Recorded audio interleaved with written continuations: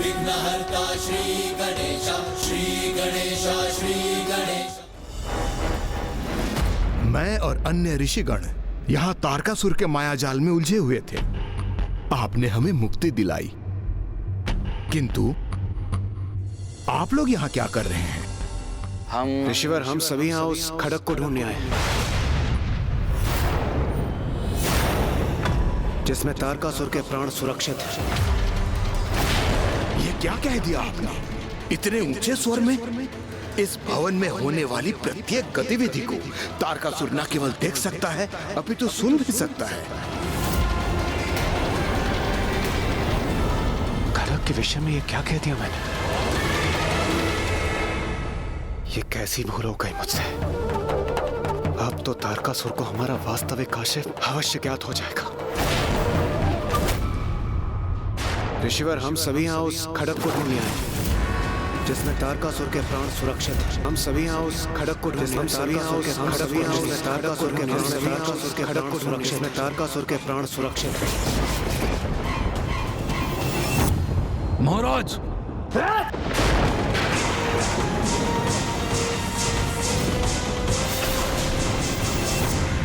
तारकासुर की वो आशंका तो सत्य हो गई जिसका उसे सर्वाधिक भय था। कुमार कार्तिकेय ने उसके मायाजाल को भेदने का उपाय तो ढूंढ ही लिया था, किंतु अब उसे ये भी आभास हो गया था कि देवता उसके विशेष खड़क को ढूंढ रहे हैं। और अब तारकासुर देवताओं को रोकने और उनकी योजना को असफल करने अपना संपूर्ण सामर्थ्य उसमें झोंककर जितना भी उसके वश में था वो सभी करने जा रहा था। मेरे खड़क के रहस्य के बारे में इस कुमार कार्तिकों को कैसे ज्ञात हुआ? कैसा खड़ग, कैसा रहस्य महाराज? ऐसा क्या है उस खड़ग में महाराज? मेरे प्राण है उसमें।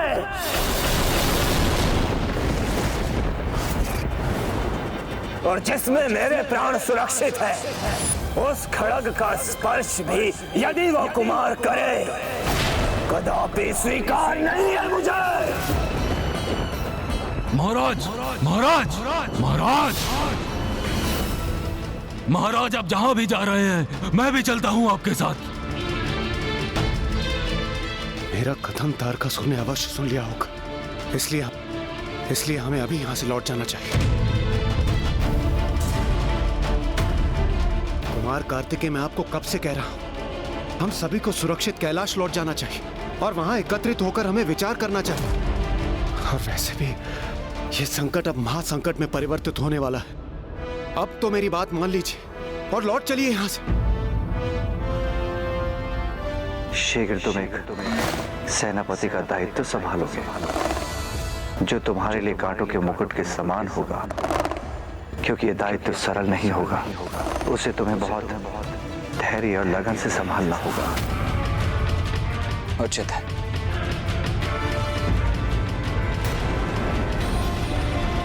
बस अब बहुत हो गई देवताओं की मनमानी, किंतु अब मैं उन्हें उचित पाठ पढ़ाऊंगा। प्रतीत होता है भीषण युद्ध के लिए तत्पर हैं। तो अब महाराज अपने खड़क की रक्षा हेतु उस भवन की ओर बढ़ रहे हैं, किंतु उनके द्वारा बिछाए शोणितपुर के मायावी जाल को तो उन्हें स्वयं भी पार करने होंगे। हाँ कुमार कार्तिकेय, यही सर्वोत्तम निर्णय है। मेरा विश्वास कीजिए, मेरी अंतर्दृष्टि मुझे बार बार इस आगामी संकट को लेकर सजग कर रही थी, और यदि मेरे मुख से खड़क का उल्लेख हुआ है तो अवश्य इसके पीछे कोई ना कोई कारण छिपा होगा। इसलिए हमें शीघ्र यहां से लौट जाना चाहिए। आइए चलिए। देवराज,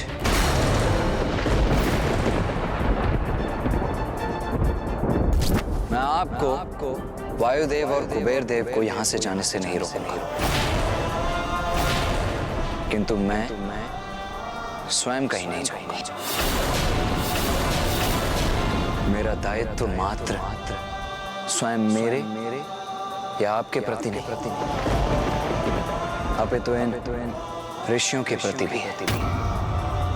जिन्हें तारकासुर ने यहाँ ऐसी दयनीय अवस्था में बंदी बनाकर रखा है। इसीलिए इस मायावी खड़ग को नष्ट कर, इस मायावी शोणितपुर के विनाश का दायित्व है मेरा।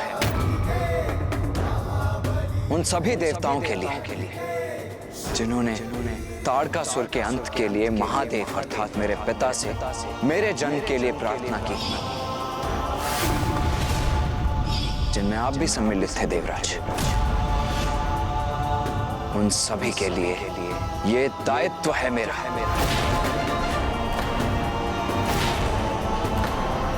मेरे पिता महादेव, नारायण, ब्रह्मदेव और मेरी मां जिन्होंने मुझे देव सेनापति के पद पर प्रतिष्ठित किया और ये कार्य सौंपा उनके प्रति, ये दायित्व है मेरा, ये दायित्व है मेरा, ये दायित्व है मेरा।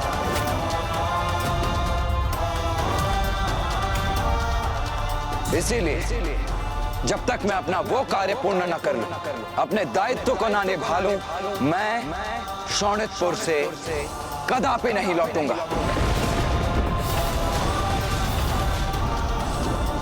ऋषिगण, आप चिंता मत कीजिए, हम शीघ्र ही पुनः लौटकर आपको शोणितपुर से बाहर लेकर जाएंगे। कुमार कार्तिकेय, आपको जो करना है शीघ्र करें, क्योंकि अब तक उधर तारकासुर को आपकी योजना और उद्देश्य का भान हो चुका होगा और वो अब किसी भी क्षण यहाँ आकर आपको रोकने का प्रयास अवश्य करेगा ताकि आप उस खड़ग तक ना पहुँच सके। अच्छा, अब हमें आज्ञा दीजिए। प्रणाम।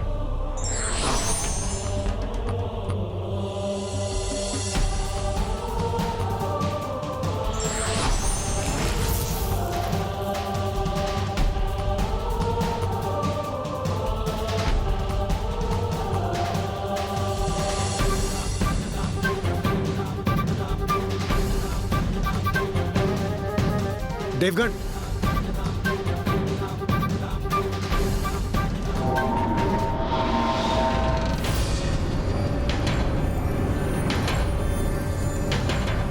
ज्ञात नहीं इस मायावी भवन में कहां से क्या किस रूप में उत्पन्न होकर वार करते, कहीं तारकासुर स्वयं ही ना पहुंचे। नहीं, मुझे अन्य देवताओं से बिछड़ना नहीं चाहिए, मुझे उन्हीं के साथ रहना चाहिए।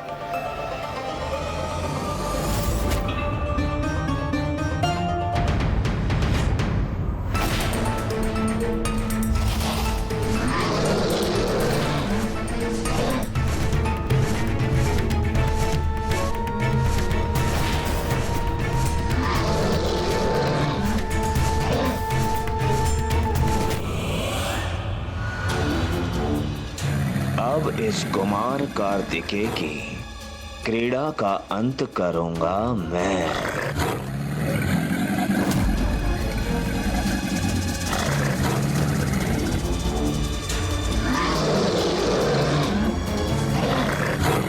जो आशंका थी वही हुआ। महाराज की बिछाई बाधाएं अब उन्हीं के मार्ग को रोकने के लिए प्रस्तुत हो रही हैं। कोई बात नहीं, मैं नीचे जाकर उन्हें अपने पृष्ठ पर उठा लेता हूँ। महाराज, संभल कर। महाराज, मेरे आगे आपके ही बिछाए जाल हैं। आइए, मेरी पृष्ठ पर आरूढ़ हो जाइए।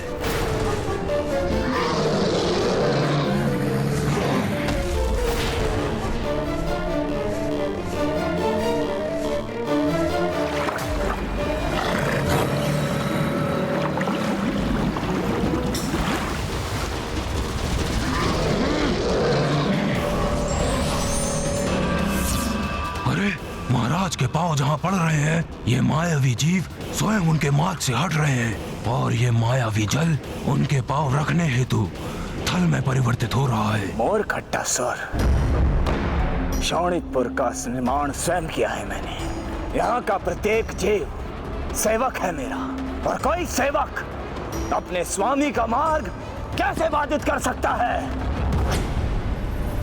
इधर तारकासुर अपने प्राण सुरक्षित करने और कुमार कार्तिकेय के साथ तीनों देवताओं का अंत करने तीव्र गति से अपने भवन की ओर अग्रसर था और उधर कुमार कार्तिकेय, देवराज इंद्र, वायुदेव और कुबेर जी उसके द्वितीय स्तर पर पहुंच चुके थे।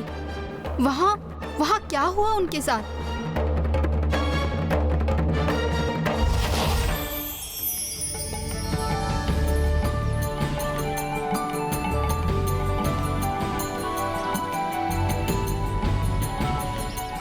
सुंदर दृश्य है। इतना सुंदर उपवन तो हमने कहीं नहीं देखा। और वो जो पुष्प, इतने दुर्लभ पुष्प तो हमारी नगरी में भी नहीं है। आहा, आनंद आ गया। सुंदर, अति सुंदर, कितना भव्य और मनमोहक चित्र है ये।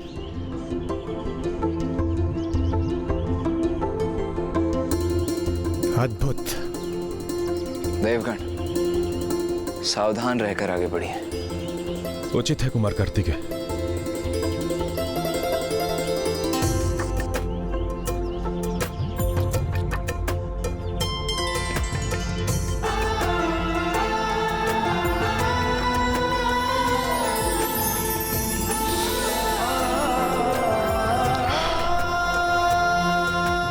कितना कोमल स्पर्श था ये।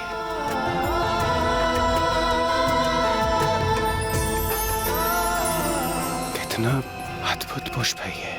यदि ये देवी शची के केशों में सुशोभित होता तो उनके सौंदर्य को अनेकों गुना बढ़ा देता।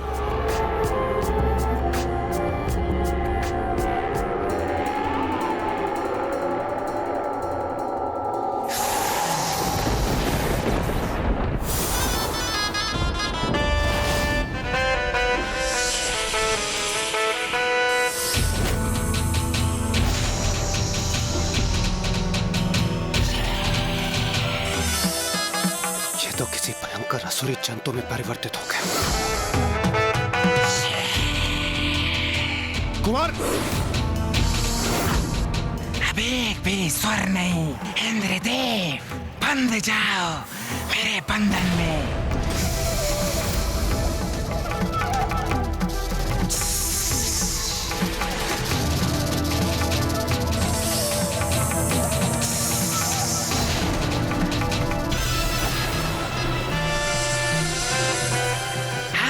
पूर्ण रूप से मेरे वश में हो गए हो। मैं तुम्हारे वश में हो गया हूँ। अब मैं तुम्हें अपना भोजन बनाऊंगा। मैं तुम्हारा भोजन हूँ।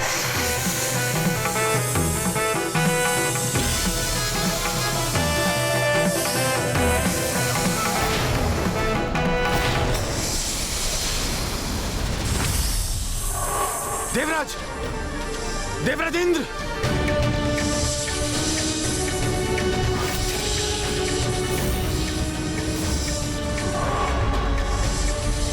कुमार कार्तिकेय, आप सावधान रहिएगा। ऐसा प्रतीत पड़ता है जैसे इस विकराल अजगर ने देवराज को सम्मोहित कर लिया। आप यहीं रुकिए देवगण।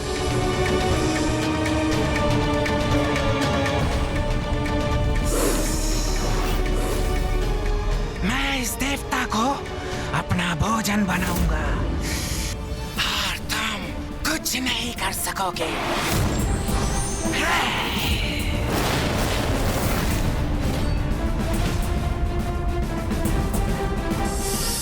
देवराज को अपने बंधन से मुक्त करो।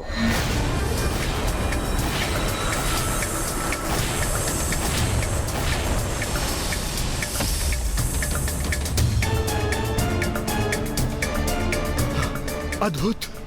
कुमार कार्तिकेय ने तो अजगर को ही अपने सम्मोहन में बांध लिया।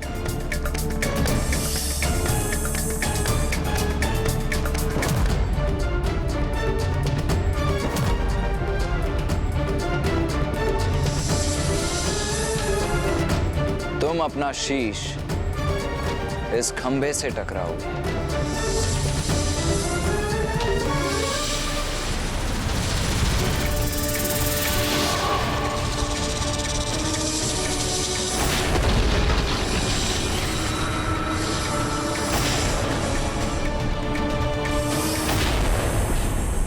कहीं ये विकराल सर्प देवराज पर ही ना गिर पड़े।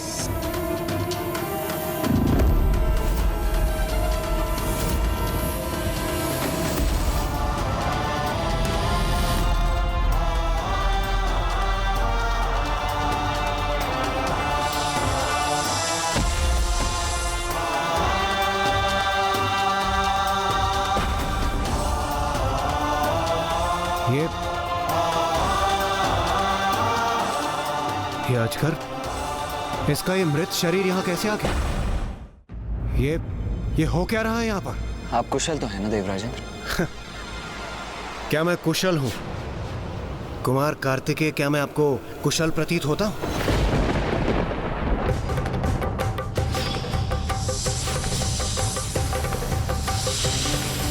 मैं आपको कब से कह रहा हूं, हमें यहां से लौट जाना चाहिए, किंतु नहीं।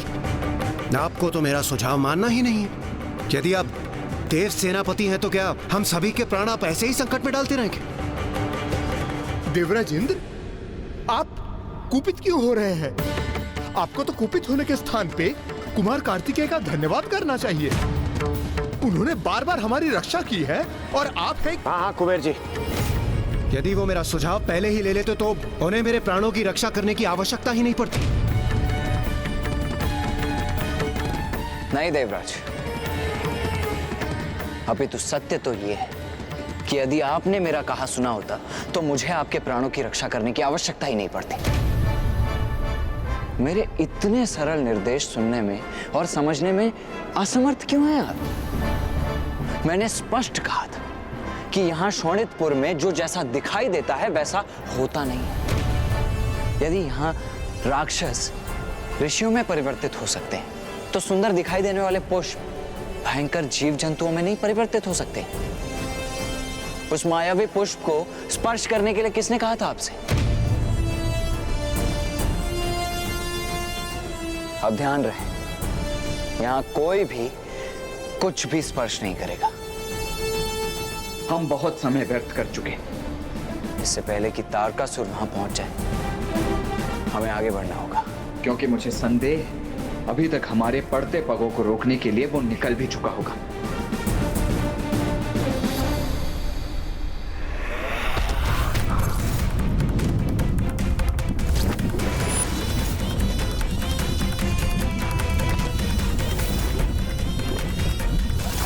कुमार कार्तिकेय, मेरे तारकासुर के शोणितपुर में मुझे ही पराजित करने चले हो तुम? कदापि नहीं होगा ऐसा, कदापि नहीं।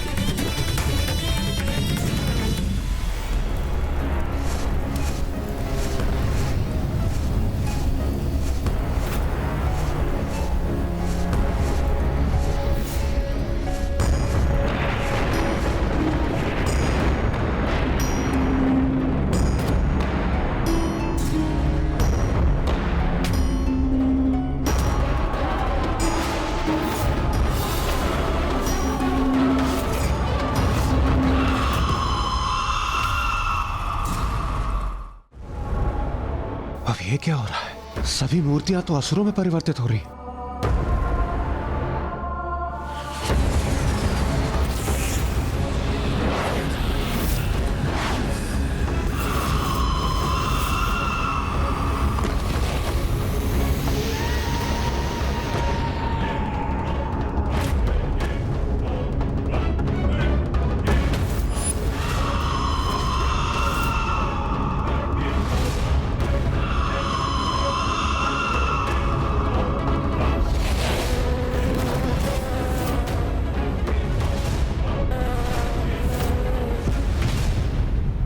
तारकासुर के आसुरी जीवों का भी अंत करूंगा मैं। देवगुरु, हम एक दूसरे से पृथक होकर असुरों को वश में करते हैं।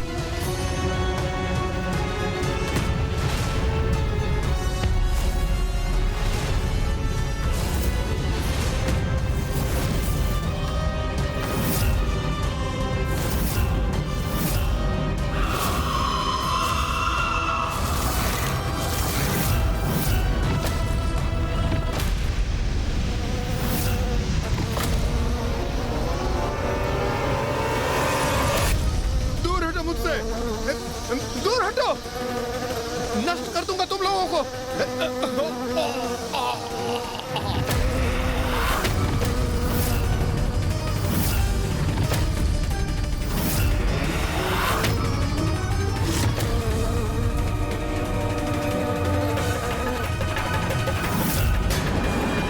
मेरा सामना करोगे तुम? इतना सामर्थ्य है तुम में?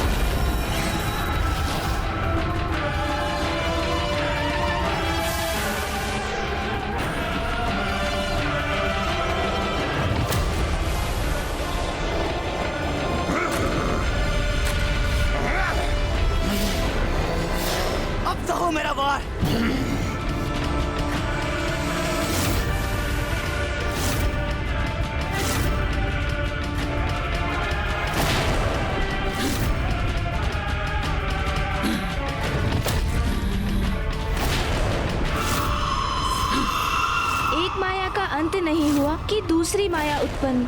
शोणितपुर की माया देवताओं की सोच से अब परे होती जा रही थी, क्योंकि विकराल अजगर के बाद अब ये नवीन संकट देवताओं के लिए पुनः एक चुनौती बन गई। वीर व्यक्ति वही होता है जो संकट को देख अपना कदम पीछे नहीं लेता, अपितु अपने लक्ष्य को लेकर और सजग हो जाता है।